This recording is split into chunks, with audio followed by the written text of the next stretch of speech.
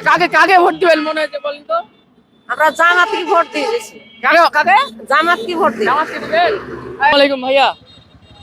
ভাইয়া আসলে আমি এখানে একটু জরিপ করছিলাম যে চাঁপাইনবাবগঞ্জ ৩ আসনে আপনি কাকে চাচ্ছেন ভাই? কেমন ফিল কেমন? নিরপেক্ষভাবে বলবেন আপনার মত প্রকাশ করেন, সমস্যা নেই।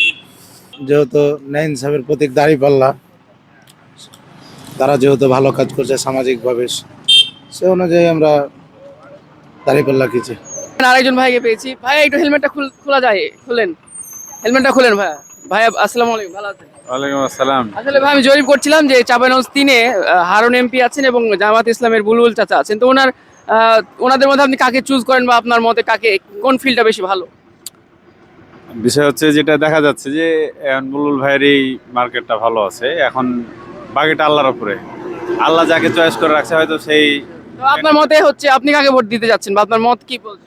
আমার মত বলছে তো বুলবুল ভাইকে আগে রাখবো আমরা সর্বাবস্থাতেই। মাশাআল্লাহ। ঠিক আছে। ঠিক আছে। তো দর্শক আমি ছিলাম একদমই এই যে দেখেন কেবল এই যে স্বাগতম লেখা আছে, মানে কেবল ঢুকতেই চাঁপাইনবাবগঞ্জ ঢুকতেই এই যে দারিয়াপুর হাতাপাড়া জামে মসজিদ এর সামনে।